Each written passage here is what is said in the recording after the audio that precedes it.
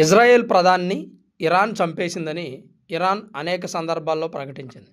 అయితే ఇజ్రాయెల్ ప్రధాని గతంలో కూడా కొన్ని వీడియోలు రిలీజ్ చేశారు. నేను చనిపోలేదు, బ్రతికే ఉన్నా అని. కానీ ఎవ్వరూ నమ్మలేదు. అవి ఏఐ వీడియోలు అంటూ కొట్టిపారేశారు. ఎక్కువ మంది అయితే అతనికి 6 వేళ్ళు ఉన్నాయి, అది ఏఐ వీడియోనే, మామూలుగా అయితే 5 వేళ్లే కదా నెతన్యాహుకు ఉంది అంటూ వేళ్ల మీద కూడా పురాణం మొదలుపెట్టారు. కానీ ఆయన రీసెంట్గా రిలీజ్ చేసిన వీడియోలో స్పష్టంగా మాట్లాడారు.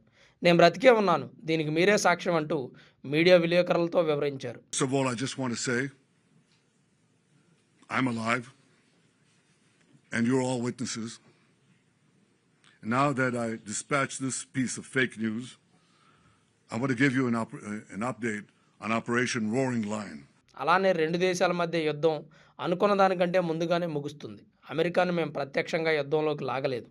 మేమిద్దరం కలిసే ఇరాన్ని టార్గెట్ చేశాం. అయినా ఏం చేయాలో ఏం చేయకూడదు అనేది ట్రంప్కి ఎవరైనా చెప్పగలరా? నేను బ్రతికే ఉన్నా అని మరొకసారి చెబుతున్నా. ప్రెస్ మీట్లో ఇజ్రాయెల్ ప్రధాని నెతన్యాహు మాట్లాడిన మాటలు ఇవి. ఇది ఒక రకంగా ఇరాన్కి వార్నింగ్ అనుకోవచ్చు. ఎందుకంటే అమెరికా, ఇజ్రాయెల్ కలిసి ఇరాన్ మీద దాడి చేస్తుంటే ఇరాన్ ఆ రెండు దేశాల మీద గెలిచినట్లుగా ప్రగల్భాలు పలుకుతోంది. వాస్తవానికి అమెరికా, ఇజ్రాయెల్ కలిసిన తర్వాత ఎదిరించడం కొంచెం కష్టతరమే. మరి ఇలాంటి సందర్భాల్లో కూడా ఇరాన్ నేనే గెలిచానని చెప్పడం ఆశ్చర్యం అనిపిస్తోంది. పైగా ఇన్ని రోజులు నెతన్యాహుని హతమార్చామని గొప్పలు చెప్పుకుంది. మరి ఇప్పుడు ఇరాన్ పరిస్థితి ఏంటో?